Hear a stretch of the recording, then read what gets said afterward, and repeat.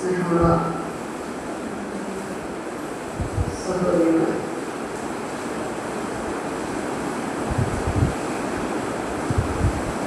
നശ്വരമായ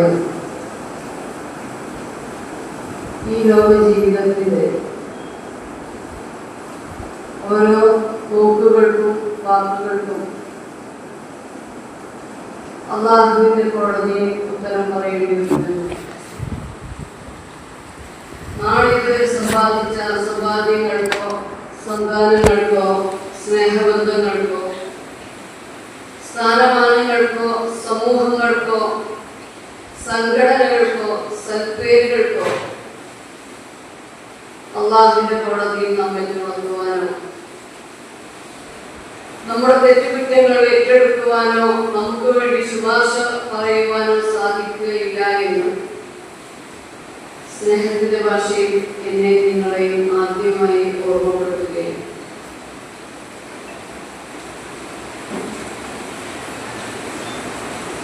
ഇസ്ലാം എന്ന് പറയുന്നത്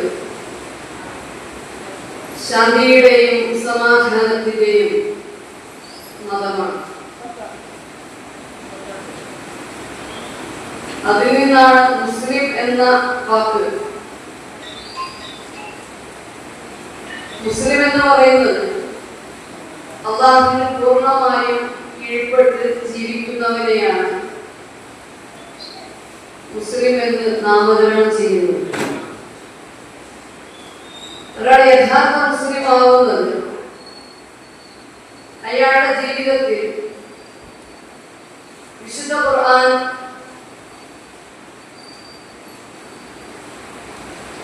അതുപോലെ തന്നെ അല്ലാഹു റസൂലിന്റെ സുന്നത്ത്, ഖുർആനും സുന്നത്തും അയാളുടെ ഭരണഘടനയാവുക എന്ന അവസ്ഥ നിലവിൽ വരുമ്പോഴാണ് ഒരാൾ യഥാർത്ഥത്തിൽ മുസ്ലിമായി തീരുന്നത്. ആ നിലക്ക് പരിശോധിക്കുമ്പോൾ ശാന്തിയുടെയും സമാധാനത്തിന്റെയും സ്നേഹത്തിന്റെയും ഗേഹമായിരിക്കണം നമ്മുടെ കുടുംബം. കുടുംബം എന്ന് പറയുന്നത് സ്നേഹം കൊണ്ട് നിർമ്മിച്ച ഒരു ചെറിയ ലോകമാണ്. പരസ്പരം സ്നേഹിച്ചുകൊണ്ട് ആ ലോകം സുന്ദരമാക്കി എടുക്കേണ്ടതുണ്ട്. പ്രിയപ്പെട്ടവരുടെ സന്തോഷത്തിന് തോറ്റുകൊടുക്കുക തന്നെയാണ് ജീവിതത്തിലെ ഏറ്റവും വലിയ സന്തോഷ നിമിഷങ്ങൾ.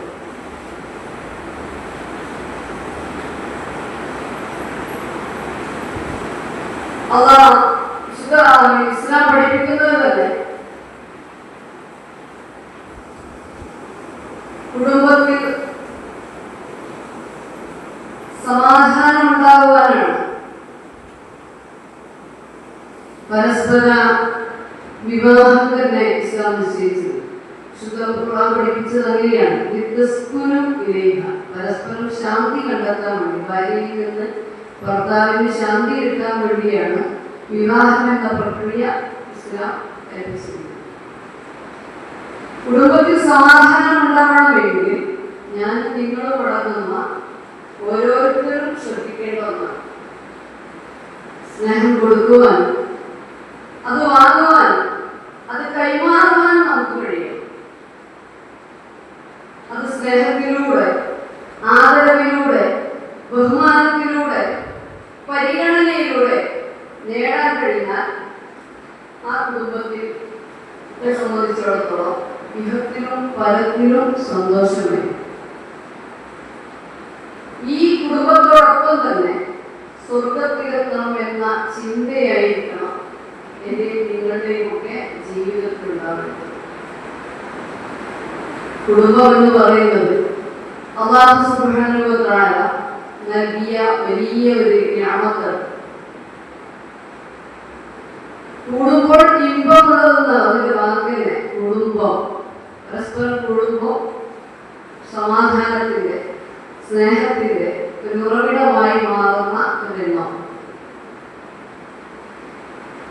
നമുക്ക് താങ്ങാനും നമ്മെ തലോടാനും നമ്മോടൊപ്പമുള്ളവരായിരിക്കും നമ്മുടെ കുടുംബങ്ങൾ.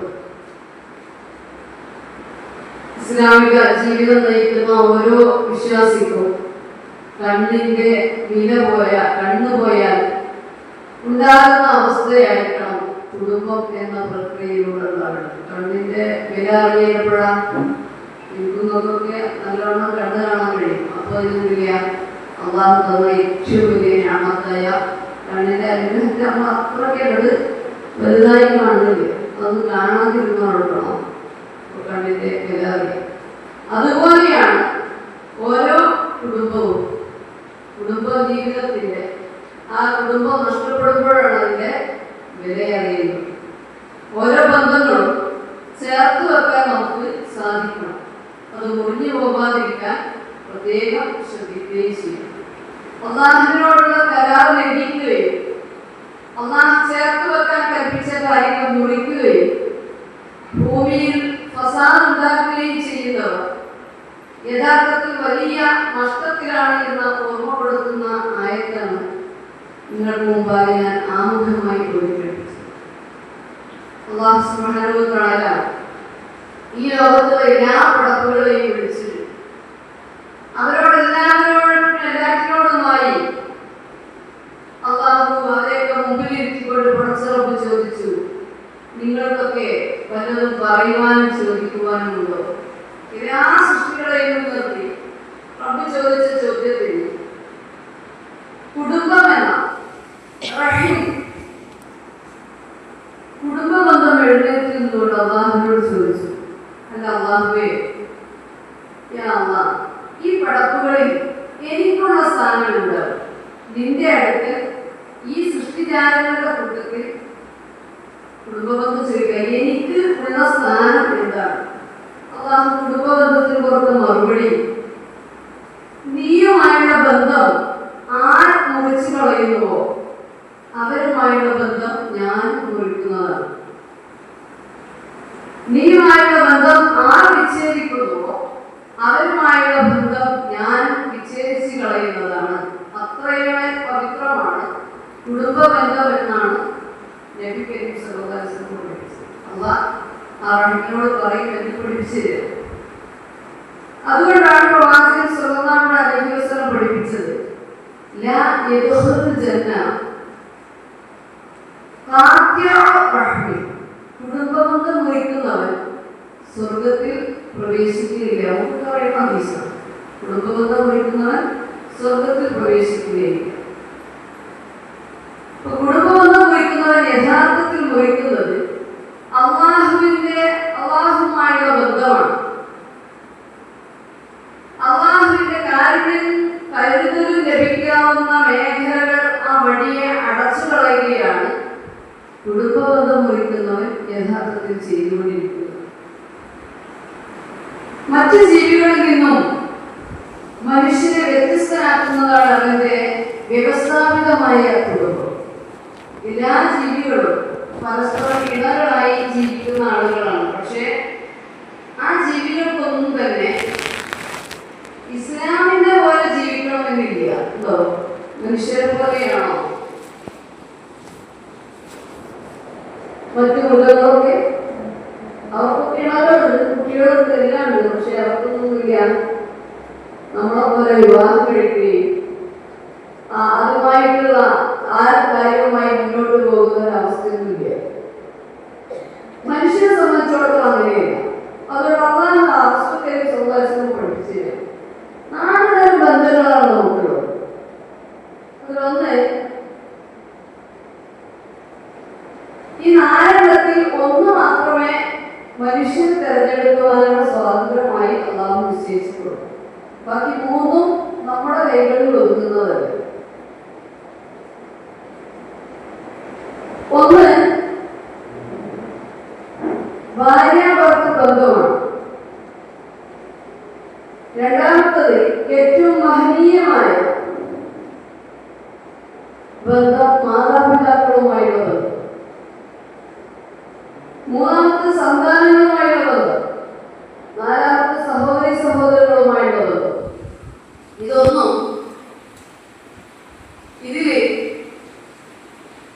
3 ഒഴിച്ച് ഒന്ന് നമുക്ക് തെരഞ്ഞെടുക്കുവാനുള്ള സ്വാതന്ത്ര്യം അല്ലാഹു നൽകിയിട്ടുണ്ട്.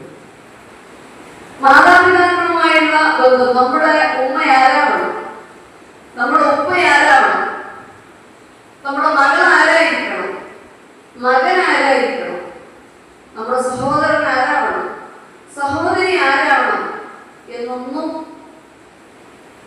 നമുക്ക് സ്വാതന്ത്ര്യത്തോടെ ആലോചിച്ചുണ്ടാക്കാൻ പറ്റിയ ഒന്നല്ല. ഇതൊക്കെ അമ്മ നിശ്ചയിക്കുന്നത് പോലെയാണ് സംഭവിക്കുന്നത്. നമ്മളൊപ്പ ആരാണെന്ന് തീരുമാനിക്കേണ്ടത് അമ്മയാണ്, ഉപ്പ ആരാണെന്ന് തീരുമാനിക്കേണ്ടത് അല്ലാഹുവാണ്. മക്കൾ ആരാണ്, സഹോദരി സഹോദരന്മാരായിരിക്കണം, ഇതൊക്കെ റബ്ബ് തീരുമാനിക്കേണ്ടത്. എങ്കിൽ ഭാര്യ ഭർത്താവ് ബന്ധം അത് അല്ലാഹു തീരുമാനിക്കണം. നമുക്കത് വിട്ടുതരില്ല. എന്റെ ഭർത്താവ് ആരായിരിക്കണം, എന്റെ ഭാര്യ ആരായിരിക്കണം എന്ന് തീരുമാനിക്കാനുള്ള സ്വാതന്ത്ര്യം ഇസ്ലാം സ്ത്രീക്ക് നൽകിയല്ല, സ്ത്രീ പുരുഷന്മാർക്ക് നൽകിയിട്ടുണ്ട്. അത് നമുക്ക് തീരുമാനിക്കണം. ഇന്ന ഒരാൾ വിവാഹാലോചനയായിട്ട് വന്ന സുഖ പറഞ്ഞെന്താ, നല്ല ആളാണെങ്കിൽ നിങ്ങളുടെ മകളെ അദ്ദേഹത്തിന് കല്യാണം കഴിച്ചു കൊടുക്കാം, തിരിച്ചു നൽകരുത്. അത് തെരഞ്ഞെടുക്കുവാനുള്ള ഒരു സ്വാതന്ത്ര്യം ഇസ്ലാം നമുക്ക് നൽകിയിട്ടുണ്ട്. മറ്റു ആ ബന്ധങ്ങളൊന്നും തന്നെ നമ്മുടെ സ്വാതന്ത്ര്യത്തിൽ ഒതുങ്ങുന്നതും. സഹോദരന്മാരെ, മനുഷ്യബന്ധത്തിൽ ആദ്യമുണ്ടായ ബന്ധമാണ് ഭാര്യ ഭർത്തൃബന്ധം. നമ്മുടെ പരിശുദ്ധ ഇസ്ലാം അങ്ങേയറ്റം പരിപാലനവും പരിശുദ്ധവുമായി കണക്കാക്കിയ ബന്ധമാണ് ഭാര്യ ഭർത്തൃബന്ധം. ആദം അലൈഹിസ്സലാം സ്വർഗത്തിലായിട്ട് പോലും സംതൃപ്തി കിട്ടാതെ അവർ വിടവല്ലാഹു മനസ്സിലാക്കി തന്ന ഒരു ബന്ധം അല്ലേ. അല്ലാഹുവും ആദം അലൈഹിസ്സലാം ഹവ്വാ സ്വർഗത്തിലായിരുന്നവർ സ്വർഗത്തിലെത്തി. അല്ലാഹു അവരോട് കൽപ്പിച്ചു, നിങ്ങൾ രണ്ടുപേരും സ്വർഗത്തിൽ പ്രവേശിച്ചുകൊള്ളുക, ഇഷ്ടമുള്ളതുപോലെ ഭക്ഷിച്ച് ജീവിച്ചോളൂ. ഒരു കൽപ്പന അല്ലാഹു കൊടുത്തു. ആ ഫലത്തിന്റെ പഴം വകയ്ക്ക് നിങ്ങളിലൂടെ സുഖസുന്ദരമായി കഴിയാൻ പറ്റിയ അവസ്ഥയാണ് എല്ലാം നിങ്ങൾക്ക് ഉപയോഗിക്കുക എന്നൊക്കെ പറഞ്ഞു. പക്ഷെ കൽപ്പന കൊടുത്ത അത്തരത്തിലുള്ള കൽപ്പന കൊടുത്ത് ആദം അലൈഹിസ്സലാമിനെയും ഹവ്വാ ബീവിയെയും ജീവിക്കുവാൻ വിട്ട ആ സന്ദർഭം തൊട്ട്, അഥവാ ആദം അലൈഹിസ്സലാമിന് അല്ലാഹു നൽകിയ ഒന്നാമത്തെ ഗിഫ്റ്റാണ് നമ്മുടെ ഉമ്മ ഹവ്വ. അവിടെ മുതൽ ഈ ബന്ധം ആരംഭിക്കുകയും ഒരു പുരുഷൻ യഥാർത്ഥത്തിൽ പൂർണ്ണനാവുന്നത് അയാൾക്ക് ഒരു ഭാര്യ ഉണ്ടാവുകയാണ്. ഒരു ഭാര്യ, പെണ്ണ് പൂർണ്ണയാവുന്നതും അവൾക്ക് ഒരു ഭർത്താവ് ഉണ്ടാവുമ്പോഴാണ്. അല്ലാഹുവിന്റെ ദൃഷ്ടാന്തങ്ങളിൽപ്പെട്ട ഒരു ദൃഷ്ടാന്തമായിട്ടാണ് അല്ലാഹു ആ വിവാഹത്തെ അവിടെ പരിചയപ്പെടുത്തുന്നത്. ഒരു മനുഷ്യൻ പൂർണ്ണനാവണമെങ്കിൽ ഇതാവശ്യമാണെന്ന് ചോദിച്ചത്.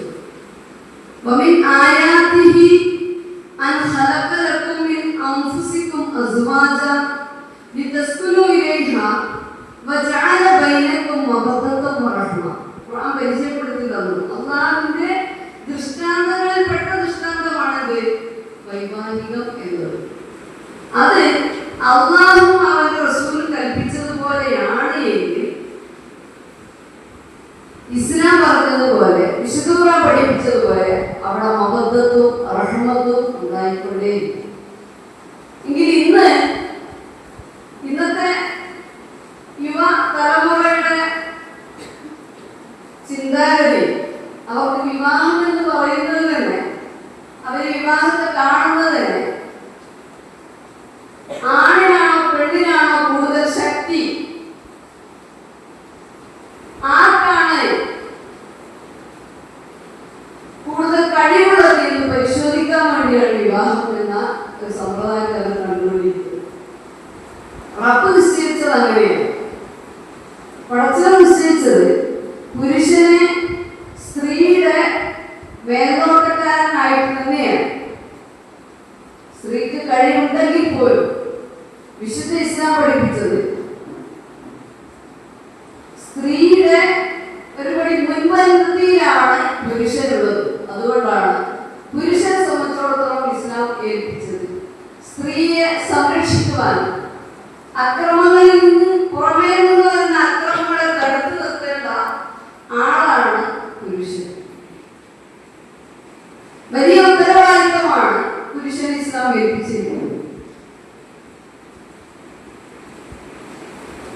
മനുഷ്യന്റെ സൃഷ്ടിപ്പ് തന്നെ പുരുഷനെ സംബന്ധിച്ചിടത്തോളം പുരുഷന്റെ പേശികൾക്ക് വളരെ ശക്തി കൂടുതലാണ്.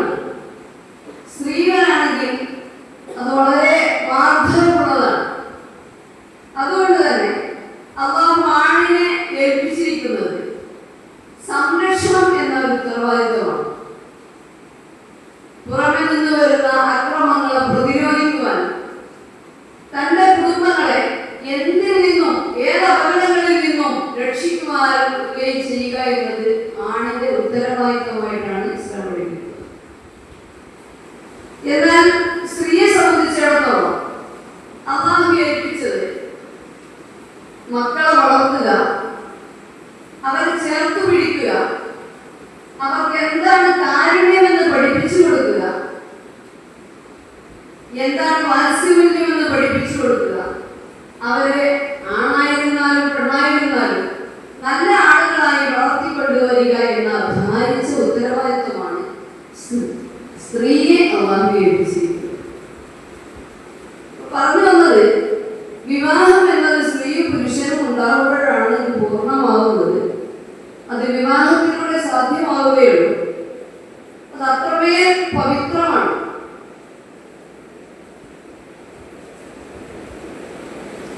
വിവാഹം എന്നത് വളരെ പവിത്രമായതുകൊണ്ടാണ്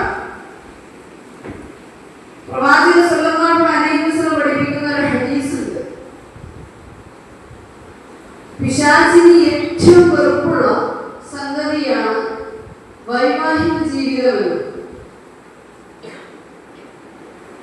അതെങ്ങനെയൊക്കെ തകർക്കാൻ, എന്തൊക്കെ തകർക്കാൻ എവിടെയൊക്കെ സംഭവിക്കാൻ സാധിക്കുമോ അവിടെയൊക്കെ അതിലേക്ക് ഇടപെടാൻ പിശാച് മുൻപോട്ട് വന്നുകൊണ്ടേയിരിക്കും.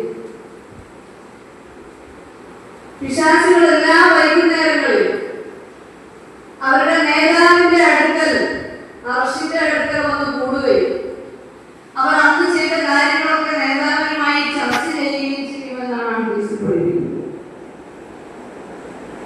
അങ്ങനെ നേതാവിനോട് അവർ പറയും, ഞങ്ങൾ ഇന്ന ആളുകളൊക്കെ പിഴപ്പിച്ചു, അവരൊക്കെ വളരെ മോശമായ വഴികളിലൊക്കെ തിരിച്ചു പോയിട്ടുണ്ട് എന്നൊക്കെ പറഞ്ഞ് അവരോരോരുത്തർ ചെയ്ത പ്രവൃത്തികളിൽ അവരുടെ യജമാനന്റെ മുമ്പിൽ കാഴ്ചവെക്കുമ്പോൾ അദ്ദേഹം സംതൃപ്തനാവുകയില്ല.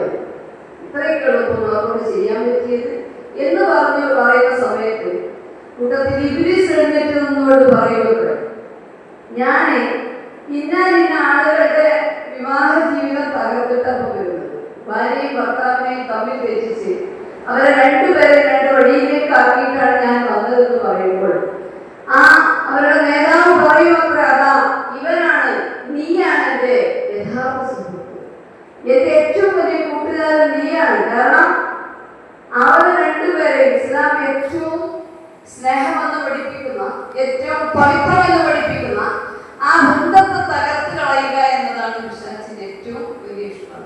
അത്രയും വെറുപ്പാണ് പിശാചുക്കൾക്ക് പോലും നേരാവണ്ണം ഒരാള് ഭാര്യയും ഭർത്താവും വളരെ സംതൃപ്തിയോടെ ജീവിക്കുക എന്നത്. അതാണ് പിശാചുക്കൾക്ക് അത്ര വെറുക്കാനുള്ള കാരണം. ഇസ്ലാം പഠിപ്പിക്കുന്നത് നമ്മളെ സംബന്ധിച്ചിടത്തോളം, സ്ത്രീയെ സംബന്ധിച്ചിടത്തോളം സ്ത്രീയുടെ സ്വർഗവും നരകവും നിശ്ചയിക്കുന്ന മേഖലയാണ് വിവാഹം.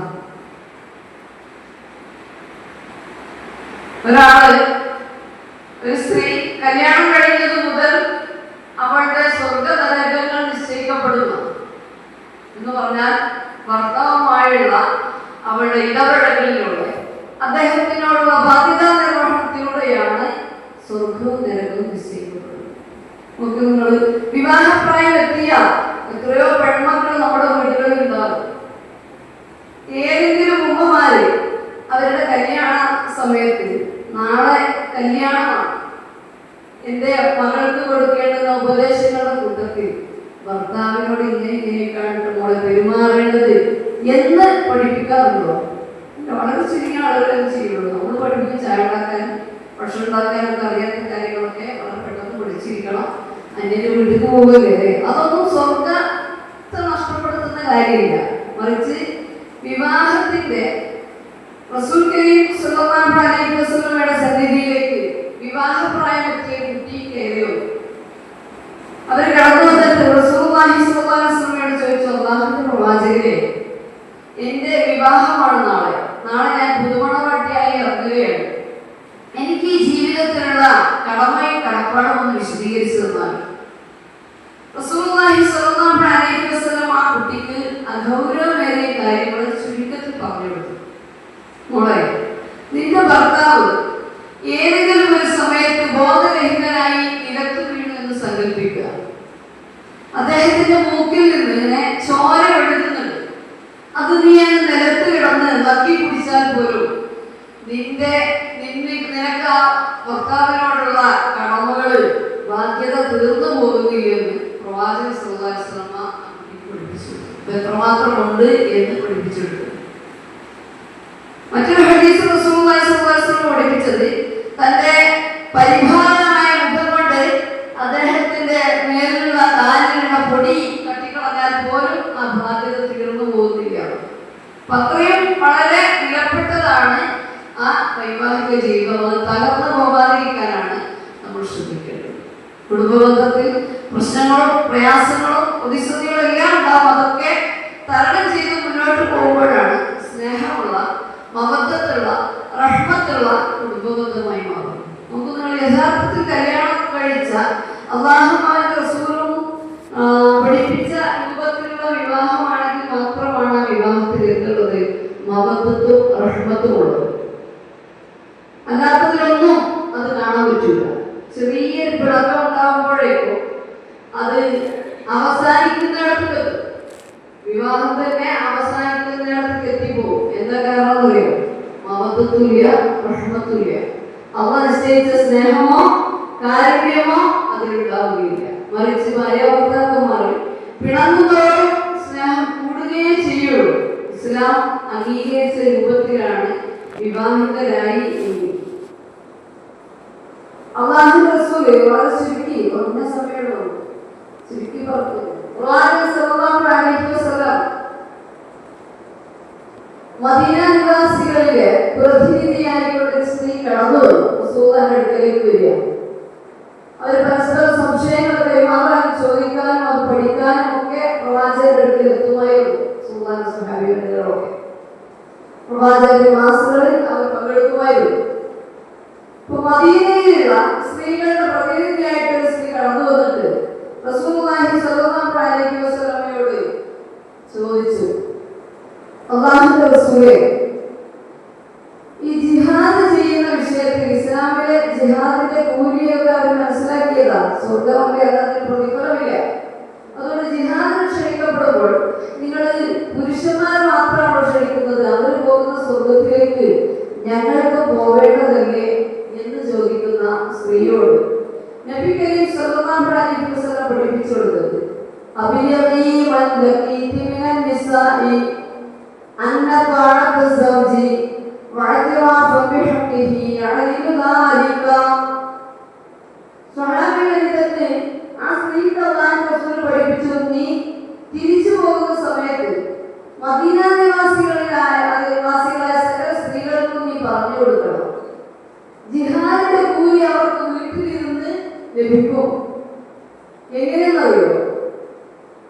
അന്ന ത്വാഅത സൗജി, ഭർത്താവിനെ അനുസരിക്കുക എന്നതും വഅതിറാഫ ബിഹഖിഹി, അദ്ദേഹത്തിന്റെ അവകാശങ്ങളെ അംഗീകരിച്ചു കൊടുക്കുക എന്നതും യഅദിലു ദാലിക, ജിഹാദ് ചെയ്യുന്നതും രണ്ടും സമമാകുന്നു. അതുകൊണ്ട് ജിഹാദിന്റെ കൂലിയുണ്ട്. ഭർത്താവുമായി യോജിച്ച അദ്ദേഹത്തെ അനുസരിച്ച് ജീവിക്കുന്ന ഭാര്യയ്ക്ക് എന്ന് ഇസ്ലാം പഠിപ്പിക്കുകയാണ്.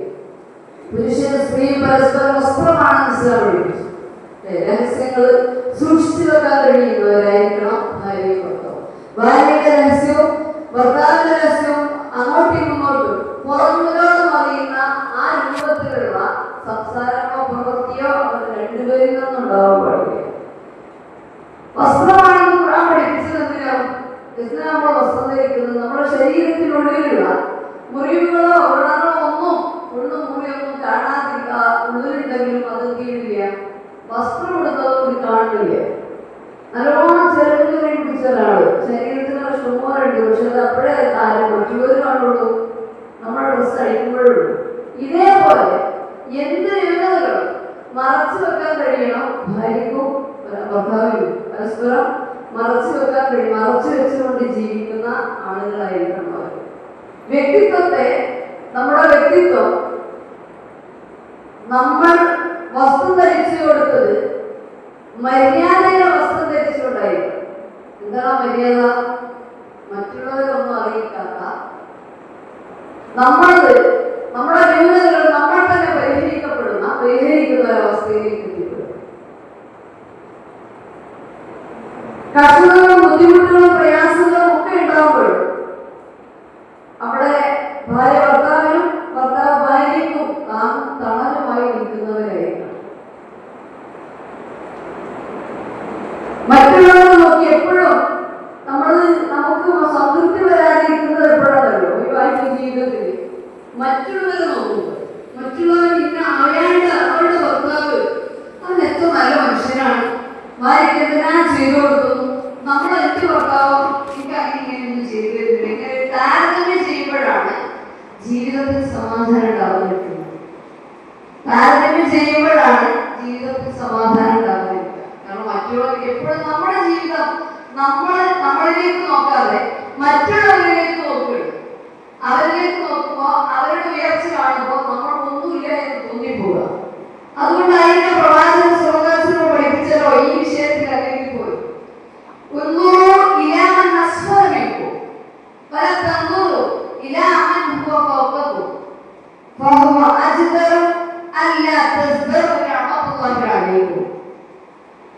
നിങ്ങൾ എപ്പോഴും നിങ്ങളെക്കാൾ ഒരു പടി താഴ്ന്നതിലേക്ക് നോക്കണം, നിങ്ങളെക്കാൾ മുതിർന്നതിലേക്ക് നോക്കരുത്. അങ്ങനെ നോക്കിയാൽ അമ്മ നിങ്ങൾക്ക് ചെയ്തു തന്ന അനുഗ്രഹത്തെ നിങ്ങൾക്ക് നിഷേധിക്കാൻ കഴിയും, അതിന്റെ വലുപ്പം കാണാൻ പറ്റില്ല. അതുകൊണ്ടുള്ളത് എനിക്ക് ഏറ്റവും യോജിച്ച ഭർത്താവിനെ തന്നെയാണ് നാം നൽകിയിട്ടുള്ളത്. ഭർത്താവ് ഭാര്യ എനിക്ക് അനുയോജ്യമായ ഭാര്യയെ തന്നെയാണ് ഭർത്താവ് മനസ്സിലാക്കിയത്. സമാധാനത്തോടെ ജീവിതം കൊണ്ടുപോകും. പട്ടിണിയും പരിവട്ടങ്ങളൊക്കെ ജീവിതത്തിൽ ഉണ്ടാവുമ്പോൾ ഇതൊക്കെ എന്റെ ജീവിതത്തിൽ എന്റെ ക്ഷമ പരീക്ഷിക്കാൻ അതല്ലെങ്കിൽ എന്റെ നന്മക്കുള്ള സംവിധാനങ്ങളാണ് ഈ ചെയ്തിരിക്കുന്നത് എന്ന് മാനസികമായി ഉൾക്കൊള്ളാൻ കഴിയും. അതല്ലെങ്കിൽ നഷ്ടം. അപ്പോഴാണ് സ്വർഗം നഷ്ടപ്പെടുന്നത്. അല്ലാഹു റസൂലിന്റെ വീടുകളിൽ മുഴുവൻ പട്ടിണിയും മരപ്പട്ടിണിയുമായിരുന്നു. അല്ലാഹു റസൂലിന്റെ വീടുകളിൽ നമ്മളെ പോലെ സമൃദ്ധമായി ഭക്ഷണം കഴിക്കാനുള്ള സംവിധാനമൊന്നുമില്ല. റസൂലുള്ളാഹി സ്വല്ലല്ലാഹു അലൈഹി വസല്ലമയുടെ വീട്ടിൽ പട്ടിണി കിടന്ന് പരിവേഷമണിഞ്ഞിട്ട് യാതൊരു കഷ്ടപ്പാടിൽ നിന്ന് നിവരാനുള്ള അവസ്ഥ ഇല്ലാതിരുന്നപ്പോ അദ്ദേഹത്തിന്റെ റസൂലുള്ളാഹിയുടെ ഭാര്യമാർക്ക് ചെറിയ മനസ്സിലൊരു തോന്നല്, ഞങ്ങളൊക്കെ ഇപ്പോ അല്ലാഹുവിന്റെ റസൂലിനെ കല്യാണം കഴിച്ചോളാണ് ഇങ്ങനെ റസൂലുള്ളാഹിയുടെ ഭാര്യമാരുടെ കൂട്ടത്തിൽ മോളുണ്ട് ആയിഷ ബീവി, ആയിഷ നമ്മുടെ ഉമ്മ. അപ്പൊ അവർക്ക് ഇങ്ങനെ ആലോചിക്കണം, അല്ലാഹുവിന്റെ റസൂൽ കല്യാണം കഴിച്ചതുകൊണ്ടാണ് എനിക്ക് ഈ ഒരു പ്രയാസം ഉണ്ടായത്.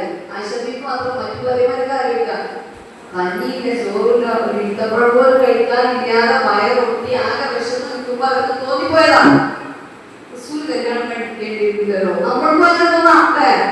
നമ്മുടെ ഭർത്താവിന് അങ്ങനെ കാര്യമായിട്ട് ജോലിയും കാര്യമൊന്നുമില്ല, വീട്ടിലാണെങ്കിൽ അരപ്പട്ടിനും മുഴപ്പട്ടിനെയൊക്കെ അങ്ങനെ അപ്പുറത്ത് നോക്കാം. ശരി, ഇയാള് കല്യാണം കഴിച്ചതുകൊണ്ടാണ് എനിക്ക് ഇങ്ങനത്തെ ഗതിയാണ്. എന്റെ ജ്യേഷ്ഠത്തിക്കോ അനിയത്തിക്കോ അല്ലെങ്കിൽ ആ മറ്റുള്ളവർക്കൊന്നും എന്തില്ല ഈ കഷ്ടപ്പാടില്ല. അവർക്ക് നല്ല എല്ലായിടത്തും പോയതുകൊണ്ട് എന്തില്ല, അവർക്കൊന്നും പ്രയാസങ്ങളില്ല. ഞാനാ ഇവിടുന്ന് വന്നതുകൊണ്ടാണ് എന്റെ ജീവിതം തന്നെ എന്തായി അങ്ങോട്ട് മറ്റേ അത് കൊലഞ്ഞു പോയി എന്നൊക്കെ പറയാം, അല്ലെ? ഈ രൂപത്തിൽ ചെറിയ ഇങ്ങനെയൊന്നും അവർ പറഞ്ഞിട്ടില്ല കേട്ടോ. അല്ലാഹുവിന്റെ റസൂലിന്റെ ഭാര്യമാരെങ്ങനെ പറഞ്ഞിട്ടില്ലെങ്കിലും മനസ്സുകൊണ്ട് അവർക്ക് തോന്നിപ്പോയി അല്ലാഹുവിന്റെ റസൂൽ കല്യാണം കഴിച്ചുകൊണ്ടാണോ ഈ ഒരു ഗതികളുണ്ടായത് തോന്നിയപ്പോഴേക്കല്ല ആയത്തത്. പ്രവാചകന്റെ മനസ്സിലേക്ക് അത് പ്രയാസം തോന്നിയപ്പോ ഭാര്യമാർക്കിങ്ങനെ ഒരു മുറുമുറുപ്പുണ്ടെന്ന് തോന്നിയപ്പോഴേക്കും വിശുദ്ധ സൂറ ആയത്തിറങ്ങി പ്രവാചക ഭാര്യമാർക്ക് പറഞ്ഞേക്ക് യാ അയ്യുഹൻ നബിയ്യു قل لأزواجك إن كنتن تردن الحياة الدنيا وزينتها فتعالين أمتعكن وأسرحكن سراحا جميلا وإن كنتن تردن الله ورسوله والدار الآخرة فإن الله أعد للمحسنات منكن أجرا عظيما. പ്രവാചക ഭാര്യമാരോട് പറഞ്ഞേക്കും ഈ ദുനിയാവും അതിലെ അലങ്കാരങ്ങളും ആഡംബരങ്ങളുമാണ് സുഖ സൗകര്യങ്ങളുമാണ് അവർ ഉദ്ദേശിക്കുന്നതെങ്കിൽ അവരോട് വരാൻ പറയൂ. അവർ ഭംഗിയായിട്ട് അവർക്ക് വേണ്ട മത്താട് കൊടുത്തിട്ട് പിരിച്ചു കിട്ടോ, അവരോട് ഒഴിവാക്കി കളഞ്ഞാൽ പ്രശ്നമൊന്നുമില്ല. അവർക്ക് താങ്കളോടൊപ്പം ജീവിക്കാൻ പ്രയാസമുണ്ടെങ്കിൽ പോവാൻ പറഞ്ഞാൽ വിശുദ്ധൂറാൻ പഠിപ്പിക്കുക. അതല്ല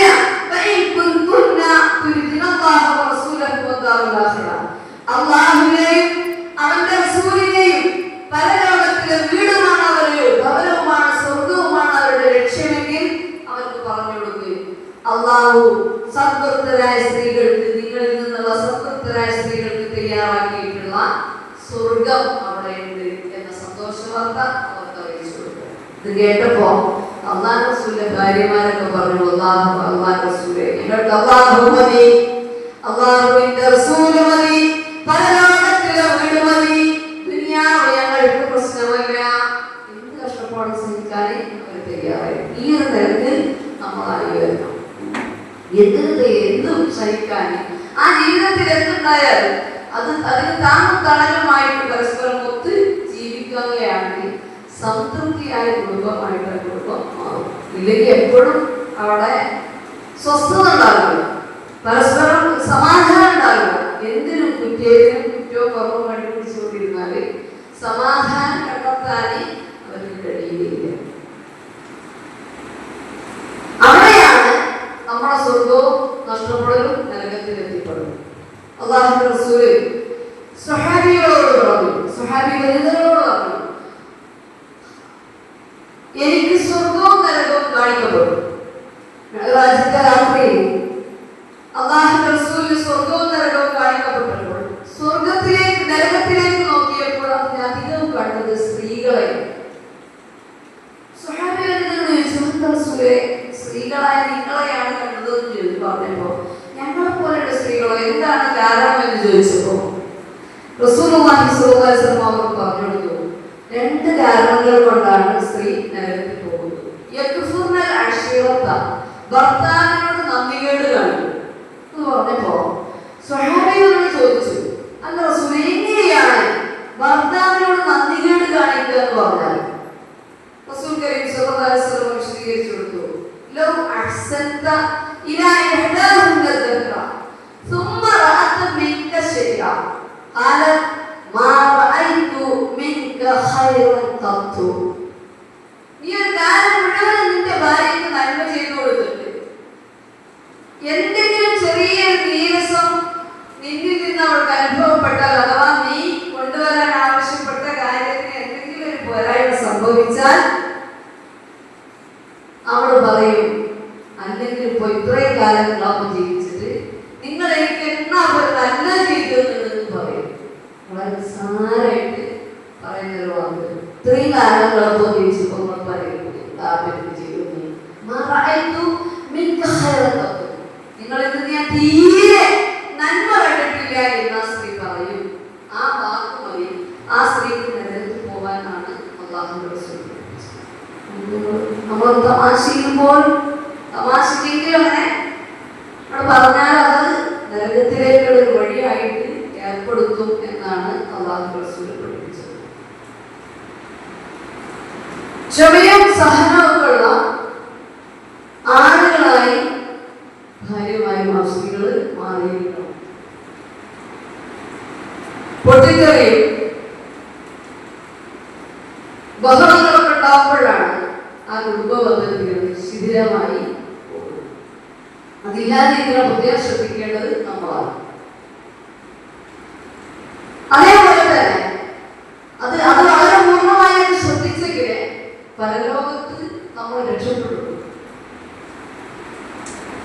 അങ്ങനെ രക്ഷപ്പെടാൻ നമുക്ക് കഴിയണം. അതിന് ആ ബന്ധത്തെ സുദൃഢമാക്കിയിരിക്കണം. ആ ബന്ധം കഴിഞ്ഞാൽ വളരെ പ്രധാനപ്പെട്ട ഏറ്റവും മഹത്തേറിയ മഹനീയമായ മറ്റൊരു ബന്ധമാണ് മാതാപിതാക്കളുമായിട്ടുള്ളത്. ഉമ്മയുള്ളത് അതൊരിക്കലും മുറിച്ചു കളയാൻ പറ്റാത്ത ബന്ധമാണ്. എങ്കിൽ അതിന് സമൂഹം മുറിച്ച് കളഞ്ഞുകൊണ്ടേയിരിക്കുന്നു. ഉമ്മയും ഉപ്പയും നമ്മുടെ സ്വർഗത്തിലേക്ക് എത്തുന്ന വഴിയാണ്. അവരെ സംരക്ഷിക്കുന്നതിലൂടെ, അവരെ പരിഗണിക്കുന്നതിലൂടെയാണ് നമ്മുടെ ഈ സ്വർഗങ്ങൾ നിശ്ചയിക്കപ്പെടുന്നത്. ഒരു വ്യക്തി വളരെ നല്ല മനുഷ്യനാണ്, അദ്ദേഹം നമസ്കാരവും നോമ്പും സക്കാത്തും സ്വതന്ത്രയും ഉണ്ട്. പക്ഷേ മാതാപിതാക്കൾ ശ്രദ്ധിക്കുന്നില്ലെങ്കിൽ അദ്ദേഹത്തിന് ആ നന്മ കൊണ്ടൊന്നുമില്ല, പ്രതിഫലം കിട്ടുന്നില്ല. മാതാപിതാക്കളോടുള്ള നന്മ, അവരുടെ കടമ, അവരുടെ കടപ്പാട് എത്രമാത്രമാണെന്ന് സൂറത്ത് ഇസ്രാഈലിന്റെ വിശുദ്ധ ഖുർആൻ ഒരു ചെറിയ ആയത്തിലൂടെ, 1-2 ആയത്തുകളിലൂടെ നമുക്ക് വിശദീകരിച്ചു. എന്റെ ഗൗരവം ആയത്തോടെ അതിന് വലിയ ദീർഘമായ സാഹിത്യം പോലത്തെ ആയത്തൊന്നുമില്ല, എങ്കിലും അത്രമാത്രം ഗൗരവം വരെ വിഷയം അത് പഠിപ്പിക്കണം. അല്ലാ തഅബുദൂ ഇല്ലാ ഇയ്യാഹു വബിൽവാലിദൈനി ഇഹ്സാനാ ഇമ്മാ യബ്ലുഗന്ന ഇൻദകൽ കിബറ അഹദുഹുമാ ഔ കിലാഹുമാ ഫലാ തഖുൽ ലഹുമാ ഉഫ്ഫിൻ വലാ തൻഹർഹുമാ വഖുൽ ലഹുമാ ഖൗലൻ കരീമാ واغفر لهما جناح الذل من الرحمة وقل رب ارحمهما كما ربياني صغيرا. മാതാപിതാക്കളോട് മക്കൾ അനുവർത്തിക്കേണ്ടുന്ന ബാധ്യത നിർവഹണം ഇസ്ലാം പഠിപ്പിച്ചിരുന്നു. അതിന്റെ റബ്ബ് വിധിച്ചിരിക്കുന്നു. അല്ലാ തഅബുദൂ ഇല്ലാ ഇയ്യാഹു, അവന്റെ അല്ലാഹുവിനെ അല്ലാതെ ആരാരെയും ആരാധിക്കരുതേ എന്ന് അത് പഠിപ്പിച്ചില്ല. തൊട്ടടുത്തൊന്ന് പഠിപ്പിച്ചില്ല. അത്രയും ഗൗരവമായിട്ട് തന്നെ പറഞ്ഞുതരാം. മാതാപിതാക്കൾക്ക് നന്മ ചെയ്തു കൊടുക്കണം. മാതാപിതാക്കൾക്ക് നന്മ ചെയ്തു കൊടുക്കണം. എപ്പോഴും എപ്പോഴും അവർക്ക് നന്മ ചെയ്തു കൊടുക്കണം. ഒന്നുകൂടി അടിവരയിട്ടോട്ട് ഖുർആൻ പറഞ്ഞുതരാം.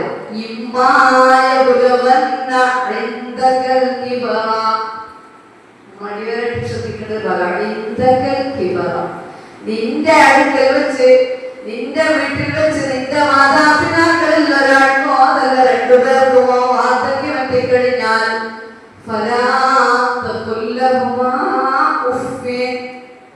സംസാരങ്ങളിൽ ഏറ്റവും നിസ്സാരമായി നാം കാണുന്ന ഛേ എന്ന വാക്ക് പോലും അവരോട് സംസാരിച്ചു പോകരുത്. മറിച്ച് അവരോട് എന്താ പറയേണ്ടത്? അതും ഖുർആൻ പഠിപ്പിച്ചു തന്നു. നിങ്ങൾ അവരോട് പറയണം നിങ്ങൾ അവരോട് ഛേ എന്ന വാക്ക് പോലും പറഞ്ഞു പോകരുത്. അവരോട് രണ്ടുപേരോടും കയർത്ത് സംസാരിക്കരുത്. നിങ്ങൾ അവരോട് രണ്ടുപേരോടും പറയണം വളരെ മാന്യമായ വാക്കായിരിക്കണം, താഴ്മയോടെയുള്ള സംസാരമായിരിക്കണം നിങ്ങൾക്ക് മാതാപിതാക്കളോടുണ്ടായിരിക്കേണ്ടത്. എപ്പോഴും ഒന്നുകൂടെ അവ പഠിപ്പിച്ചതാണ്. വയസ്സായാല് വാർദ്ധക്യം എത്തിക്കഴിഞ്ഞാൽ പിച്ചും പിഴയും പറയുന്ന, എന്താണ് ചെയ്യുന്നത് പറയുന്നതെന്ന് ബോധമില്ലാത്ത അമ്മാനോട് ഉപ്പാനോടോ അല്ലെങ്കിൽ സംസാരിക്കരുത്. പ്രായമായി കഴിഞ്ഞാൽ വളരെയേറെ പരിഗണിക്കേണ്ടതുണ്ട്. അവരെ ചോദിക്കുന്നതും പറയുന്നതുമായ കാര്യങ്ങൾ നമ്മളെ ദേഷ്യപ്പെടുത്തുന്നതും വെറുപ്പുണ്ടാക്കുന്നതുമാണെങ്കിൽ പോലും അതില്ലാത്ത രൂപത്തിൽ അവരെ വേദനിപ്പിക്കാത്ത രൂപത്തിൽ കൈകാര്യം ചെയ്യണമെന്നാണ് ഖുർആൻ പഠിപ്പിച്ചത്. നിങ്ങൾ അവരോട് കയറി സംസാരിക്കരുത്. നിങ്ങൾ അവരോട് പറയണം മാന്യമായിട്ടായിരിക്കണം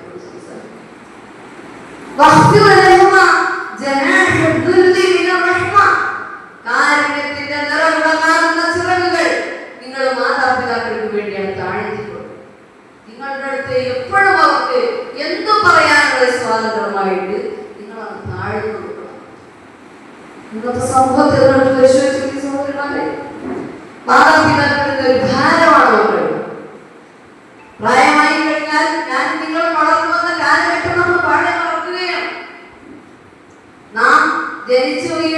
അന്ന് മുതൽ നമ്മളെ വളർത്തിക്കൊണ്ടുവരാൻ കഷ്ടപ്പെട്ടിരുന്ന ഉമ്മയോട് നമ്മളെ പോറ്റി വളർത്താൻ വേണ്ടി രാപ്പകലില്ലാതെ കഷ്ടപ്പെട്ട പിതാവിനെയും പരിഗണിക്കാത്ത മക്കളായി നമ്മൾ മുതിർന്ന് വളർന്നു വരുന്നപ്പോ അവരെ പിന്നെ കാര്യങ്ങളിൽ അവര് നമ്മൾ ചർച്ച ചെയ്യുന്ന കാര്യങ്ങളിൽ അവര് ഉൾപ്പെടുത്തുന്നില്ല. ഓരോടൊക്കെ എന്താ പറഞ്ഞിട്ട് ഇവർക്കായിരിക്കും നമ്മൾ പോകുമ്പോൾ അങ്ങോട്ട് കൊണ്ടുനടക്കാന്നല്ലാതെ എന്ത് കാര്യം അവരോട് ചർച്ച ചെയ്തിട്ട് കാര്യമില്ലെന്ന് പറഞ്ഞ ഒരു ഭാഗത്തേക്ക് മാറ്റി വെക്കുക. അവര് പല മാതാപിതാക്കളും പല പിതാക്കന്മാരാണ് മാതാക്കളെക്കാൾ പ്രയാസമുള്ളത്. ഗൾഫ് നാടുകളിലൊക്കെ മക്കൾക്കും ഭാര്യയ്ക്കും വേണ്ടി അധ്വാനിച്ച് കഷ്ടപ്പെട്ട് നാടുകളിൽ തിരിച്ചെത്തി ഒരു പൊടിയില്ലാതിരിക്കുമ്പോ ഉമ്മമാരായ നമുക്കിട്ടൊരു പ്രത്യേകത, മക്കളും ഇങ്ങനെ ഒന്നാവും. ഈ മക്കളും ഒന്നായിട്ട് വാപ്പാനാണ് പോകുന്നത്. അപ്പൊ പിന്നെ ഇത്രയും കാലം സമ്പാദിച്ചതൊന്നും ആവില്ല. ഒരു പണിയില്ല, കൂലിയിലടങ്ങിയുള്ള ഒരു ഭാഗം എന്ന് പറഞ്ഞിട്ട് ചർച്ചകളിലും കാര്യങ്ങളിലും ഒന്നിനും അയാൾക്ക് പരിഗണന ഇല്ലാതെ വരുമ്പോ ഇത്രയൊക്കെ പിതാക്കന്മാരാണ് സഹോദരിമാരെ രാത്രി വേളകളിൽ പോലും തന്നെ വീടുകളിൽ കിടന്നുറങ്ങാൻ പറ്റാതെ ഹോസ്പിറ്റലുകളിലേക്കും മറ്റു ഓഫീസുകളിലേക്കും മനുഷ്യനെ കൊണ്ടിരുത്തി നടക്കുന്ന മനുഷ്യന്മാരും മക്കളെയൊക്കെ വളർത്തി വലുതാക്കിയിട്ട് അവരുടെ സംരക്ഷണയിൽ സമാധാനത്തോടെ കഴിയേണ്ടുന്ന പിതാക്കന്മാർ ഇന്ന് റോഡരികിലൂടെ അങ്ങനെയുള്ള പണിയൊക്കെ എടുത്ത് നടക്കണമെങ്കിൽ ജീവിക്കാൻ വരുത്തി അവഗണനയാണ്. മറ്റു കുട്ടികളെ എടുത്ത് അവഗണന സഹിക്കാൻ പറ്റാത്തതുകൊണ്ട് കയ്യിൽ 5 പൈസ കരുതുന്നവരാ വരെയുള്ളവരാ എന്നാണെങ്കിൽ നടക്കുന്നത്. ആ മക്കൾക്കൊക്കെ സുഖം കിട്ടും, ആ ഭാര്യയ്ക്ക് സുഖം കിട്ടും. വിവാഹത്ത് ചെയ്തോണ്ട് മാത്രം സ്വർഗത്തിൽ പോലെ സ്വർഗത്തിൽ പോകണമെങ്കിൽ നന്നായി കഷ്ടം. ഞാൻ നിങ്ങൾ ചെയ്തൊന്നും ഒന്നുമല്ല എന്ന രൂപത്തിലായിരിക്കണം നമ്മൾ ചിന്തിക്കുക. ആ സ്വർഗമായിരിക്കും നഷ്ടപ്പെട്ടു എന്ന് ചെയ്യും. ഉമ്മമാരെ പരിഗണിക്കാത്ത മക്കൾ അല്ലേ? ഉമ്മ എത്ര വേദന സഹിച്ചാലും തന്റെ മക്കളെ തന്നോടൊപ്പം ചേർത്ത് വെച്ചിരുന്ന മാതാവ് അല്ലേ? പാരപിടിക്കുന്ന വിശുദ്ധ പഠിപ്പിച്ചു നോക്കുന്നത്. ഒരാൾ വന്നിട്ട് റസൂലുള്ളാഹി സ്വല്ലല്ലാഹു അലൈഹി വസല്ലം ചോദിച്ചു, എനിക്ക് ഏറ്റവും കൂടുതൽ കടപ്പാടുള്ളത് ആരോടാണ്? റസൂലുള്ളാഹി സ്വല്ലല്ലാഹു അലൈഹി വസല്ലം പഠിപ്പിച്ചെടുത്തു, ഉമ്മുക്ക, നിന്റെ ഉമ്മയോട്. രണ്ടാമത് ചോദിച്ചവരോട് സുമ്മമൻ, പിന്നെ ആരോടാണ്? അദ്ദേഹം വീണ്ടും റസൂലുള്ളാഹി വീണ്ടും പറഞ്ഞു ഉമ്മുക്ക. മൂന്നാമത് ഉമ്മുക്ക, നാലാമത് അബുക്ക എന്ന് നിന്റെ പിതാവ് എന്ന് റസൂലുള്ളാഹി പഠിപ്പിച്ചു. ഇതിൽ ആവർത്തിച്ച് ഉമ്മുക്ക എന്ന് പറഞ്ഞ് ഉമ്മ അത്രമേൽ കഷ്ടപ്പെട്ടിട്ടുണ്ട്. പപ്പാക്ക് കഷ്ടപ്പെടില്ലേ? പപ്പൂട് കഷ്ടപ്പെടും.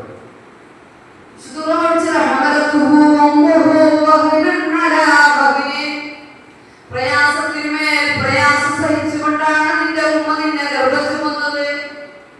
എന്നിട്ടോ അതിനേക്കാൾ പ്രയാസം സഹിച്ചുകൊണ്ടാണ് നിന്നെ മുലയൂട്ടി വളർത്തിയത്. വേദനയൊന്നും എല്ലാം ഉമ്മ സഹിക്കണം. മുല പിടിച്ചിട്ട് പാല് കുടിക്കുമ്പോ മുലക്കണ്ണുകൾ പൊട്ടി മുറിമായിട്ടും ആ മുലക്കണ്ണിലെ വേദന പരിഗണിക്കാതെ വീണ്ടും ഉമ്മ മാറോടും ചേർത്ത് വെക്കുകയാണ് കുട്ടിയെ. ആ സ്നേഹമൊന്നും കുട്ടിക്ക് വലുതായപ്പോ തിരിക. ഇതിന്റെ കാരണം അവർക്ക് ദുനിയാവ് മാത്രമാണ് ആവശ്യം. ഓർമ്മയുണ്ടായിരുന്നെങ്കിൽ തന്റെ മാതാപിതാക്കൾ അവഗണിക്കുന്ന ഒരവസ്ഥ ഉണ്ടാവും. അതുകൊണ്ട് സഹോദരന്മാരെ നമ്മളെ മക്കൾക്ക് നമ്മൾ പഠിപ്പിച്ചെടുക്കണം. ഉമ്മാരിപ്പാരി നോക്കേണ്ടുന്ന അവരോട് ചെയ്യേണ്ടുന്ന ബാധ്യതയും കടപ്പാടും നമ്മളെ കണ്ടുകൊണ്ടാണ് നമ്മുടെ മക്കളും വളരുക. നമ്മൾ അവരെ പരിഗണിക്കുന്നില്ലെങ്കിൽ നമ്മുടെ മക്കളും പരിഗണിക്കുകയില്ല. കൊടുത്താലേ തിരിച്ചു കിട്ടുകയുള്ളൂ, കൊടുക്കുന്നതേ തിരിച്ചു കിട്ടുള്ളൂ. ഇവിടെ ഒരു കഥ പറയാറുണ്ട്. ഉമ്മയും ഉപ്പയും ഭാര്യയും ഭർത്താവും ഉമ്മാക്കും ഉപ്പാക്കും എന്ത് ഭക്ഷണം പാത്രത്തിൽ കൊടുത്താലും പൊട്ടിപ്പോകും. അവർക്ക് അറിയുകയില്ല. അവരുടെ കയ്യിൽ നിന്ന് പൊട്ടണ പാത്രമായതോടെ ശീലമൊന്നുമില്ലല്ലോ. അത് ഒക്കെ ചാടി പൊട്ടിക്കുക അങ്ങനെ പൊട്ടിച്ചപ്പോ പിന്നെ ഉമ്മിപ്പിയൊക്കെ തീരുമാനിച്ചു പറയും, വലിയമാക്കും വലിയ പാടോട്ട് പ്ലേറ്റ് ഗ്ലാസ്സൊക്കെ ഉണ്ടാക്കാം. അങ്ങനെ പാടലാണ്. പിന്നെ അവര് പൊട്ടിയ ചാടിയാൽ കുഴപ്പമില്ല, സാധനം തോന്നുകയുള്ളൂ, പാത്രം ഉണ്ടാവുള്ളൂ.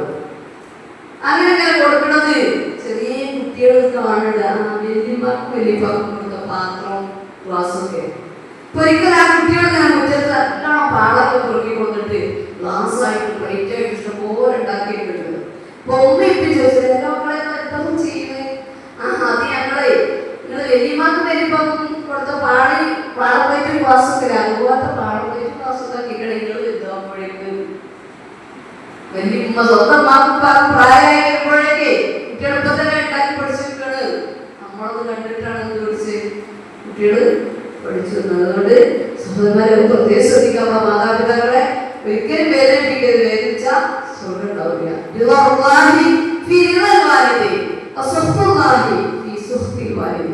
മാതാപിതാക്കളുടെ തൃപ്തിയിലാണ് അല്ലാഹുവിന്റെ തൃപ്തി.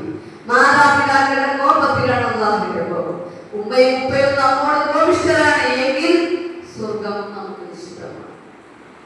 ഉമ്മയും ഉപ്പയും നമ്മളെ ആലോചിച്ച് സ്നേഹത്തോടെ എന്റെ മക്കള് അവരെന്നെ നോക്കാണ്ടായതുകൊണ്ടാണ് സമാധാനത്തിന്റെ കണ്ണുനീര് അവരുടെ കണ്ണുകളിൽ നിന്ന് വന്നാൽ ആ കണ്ണുനീര് മതി നമുക്ക് സ്വർഗം. തിരിച്ചും ആ കണ്ണുനീര് അധികം പോറ്റി വളർത്തിയിട്ട് ഇവരെ കൊണ്ട് കിട്ടിയതാണല്ലോ എന്ന് വിചാരിച്ച് തിരിച്ചും അവരുടെ കണ്ണുനീര് വന്നാൽ അത് മതി അവർക്ക് നരകത്തിൽ പോവാൻ. അതുകൊണ്ട് അത് പ്രത്യേകം ശ്രദ്ധിക്കണം. അല്ലാഹു റസൂൽ പഠിപ്പിച്ചു,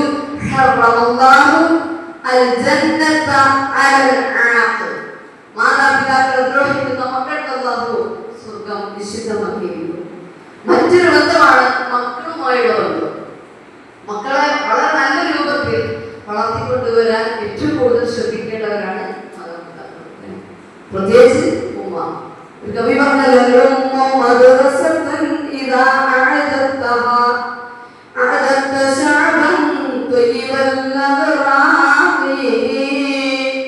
ഉമ്മയാണ് ഒന്നാമത്തെ ഭാഷൻ. ഉമ്മയിൽ നിന്നാണ് കുട്ടി പാഠം ഉൾക്കൊള്ളുന്നത്. ഉമ്മ ഒന്നാമത്തെ ടീച്ചറായി നിലകൊള്ളും.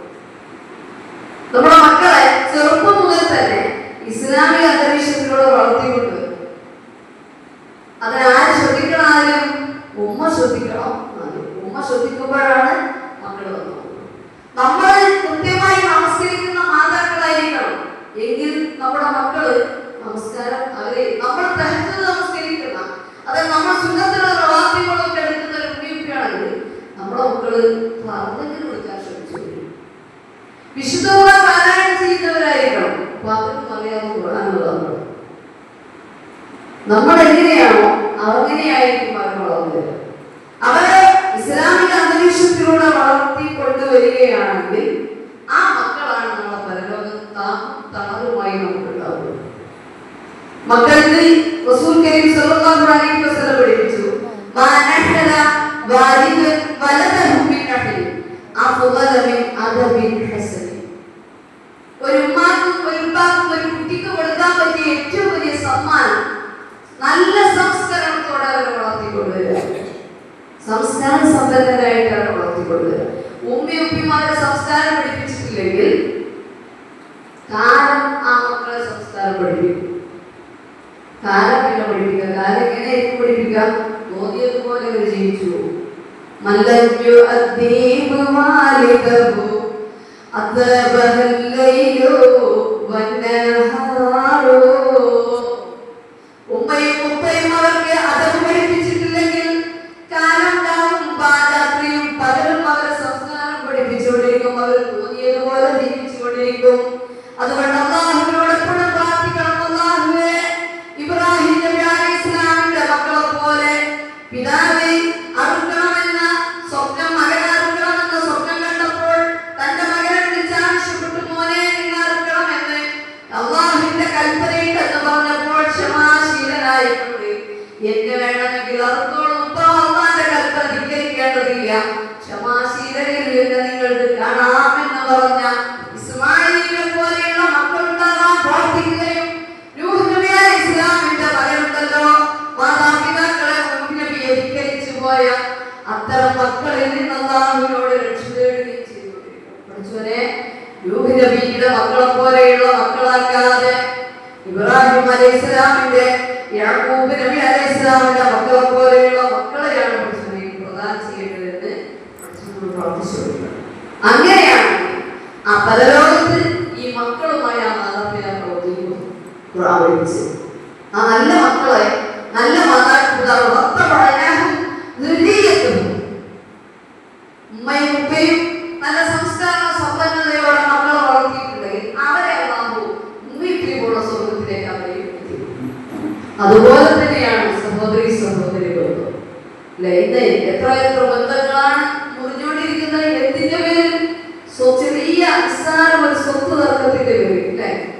സ്നേഹബന്ധങ്ങൾ മുറിയുന്നത് എപ്പോഴാ? വളരെ സ്നേഹത്തോടെ സന്തോഷത്തോടെ കഴിഞ്ഞുകൊണ്ടിരുന്ന മക്കൾ ഒരു മാനിപ്പനി മക്കൾ എപ്പോഴും വേർപിരിയല് ഒരു ഇഞ്ച് ചെറുതാണെന്നും അണുക്കൊടുക്കാൻ ആരും തയ്യാറാവും. ദുനിയാവിലെ സമ്പത്തിന് വേണ്ടിയിട്ടാണ് പരലോകത്തേക്കുള്ള ബന്ധങ്ങൾ കുറിച്ച് പറയുന്നത്. സഹോദരിമാരെ, അതുകൊണ്ട് പരസ്പരം കൈമാറാൻ, സ്നേഹം കൈമാറാൻ, സ്നേഹം വാങ്ങാൻ, അത് കൊടുക്കാനും ഒക്കെ തയ്യാറുള്ള മനസ്സിന്റെ ഉടമകളായി മാറിയാൽ നമ്മുടെ കുടുംബങ്ങള് പവിത്രമായ കുടുംബമായി മാറും. സ്നേഹമുള്ള, സന്തോഷമുള്ള, സമാധാനമുള്ള കുടുംബത്തിന്റെ അന്തരീക്ഷത്തിൽ നമുക്ക് കഴിയാം. ഇല്ലെങ്കിൽ ആരും ശരിയില്ല, മക്കളും ശരിയല്ല, ഉമ്മയൊക്കെ അതും ശരിയല്ല, മാതാപിതാക്കളും ശരിയല്ല, കൂട്ടുകുടുംബങ്ങളും ശരിയല്ല. സമാധാനം എന്ന സാധനം ദുനിയാവിനൊന്നും കിട്ടൂല. അങ്ങനെ എങ്ങനെയൊക്കെ വെച്ചാൽ പറ്റുമോ? ഇല്ല. മരിക്കുമ്പോ സമാധാനത്തോടെ മരിക്കാൻ കഴിയും. കവി പഠിപ്പിച്ചു മരിക്കുന്ന നേരത്തെ സമാധാനത്തോടെ മരിക്കുക, അവസാനിപ്പിക്കാൻ പറ്റും. നമ്മുടെ ഉമ്മ നമ്മളെ പ്രസവിച്ച സമയത്ത് ആ കവി പറഞ്ഞില്ലേ, വലതുക ഉമ്മുക യബ്ന ആദമ ബാകിയ വനാസു ഹൗലക യദ്ഹകൂന സുറൂറാ ഫജ്ഹദ് ലിനഫ്സിക അൻ തകൂന ഇദാ ബകൗ ഫി ഹാലി മൗതിക വാഹിദൻ മസ്റൂറാ. മനുഷ്യ, നിന്റെ ഉമ്മ പ്രസവിച്ച സമയത്ത്, നീ ഉമ്മയുടെ ഗർഭാശയത്തിൽ നിന്ന് പുറത്തു പോകുന്ന സമയത്ത് നീ കരഞ്ഞുകൊണ്ടാണ് ഈ ലോകത്തേക്ക് കടന്നു വന്നത്. പ്രസവിച്ചപ്പോ നമ്മളൊക്കെ കരഞ്ഞിട്ടായി ലോകത്തേക്ക് കടന്നു വന്നത്. നമ്മുടെ കരച്ചിൽ കണ്ടിട്ട് ആരും എന്തില്ല, സങ്കടപ്പെട്ടിട്ടില്ല. കരച്ചിൽ ഏതെങ്കിലും മാറി പറഞ്ഞോ? ഇല്ല. എല്ലാരും നിന്നെ കാണാൻ വന്ന എല്ലാരും നിനക്ക് ചുറ്റും പുഞ്ചിരിയോടെ നിൽക്കുകയായിരുന്നു. അതുകൊണ്ട് ആ കവി പറഞ്ഞോ, മനുഷ്യ, നീ നിന്റെ മരണത്തിന് വേണ്ടിയിട്ട് കുറച്ച് അധ്വാനിച്ചു വെച്ചോ. മരിക്കുമ്പോ പലരും കൊണ്ടുപോകട്ടെ, വെറുതെ അറിയാൻ പോകാൻ പറ്റുമോ? നമ്മൾ വിരുന്നു നിസ്സാരം കേവലം യാത്രക്കാരായി വന്ന നമ്മൾ ഈ ദുനിയാവിൽ നിന്ന് മറ്റൊരു, നമ്മുടെ വീട്ടിൽ നിന്ന് മറ്റൊരു വീട്ടിലേക്ക് 2 ദിവസം നിൽക്കാൻ പോകുമ്പോൾ പോലും കുറച്ചും സാഹചര്യങ്ങൾ കൊണ്ടുപോകും അല്ലെ? വിട്ടവിടുത്തെ വേണ്ടി പോവോ? ഇല്ല. എന്തെങ്കിലും ഒരു ഡ്രസ്സേലും കൈപിടിക്കും. എന്തിന്? അവിടെ നോക്കുമ്പോൾ എന്തെങ്കിലും വേണ്ടേ? അപ്പൊ അതിന് അത് നിസ്സാരമായിട്ട് ശാശ്വതമായി ഒരിക്കലും തിരിച്ചു വരാത്ത യാത്രക്ക് നമ്മൾ ഒരുങ്ങുമ്പോ ഒരുപാട് ഒരുക്കി വെക്കേണ്ടത്. ആ ഒരുക്കാണ് കവി ഒരുക്കിക്കോളൂ. എന്തിനെന്നറിയോ?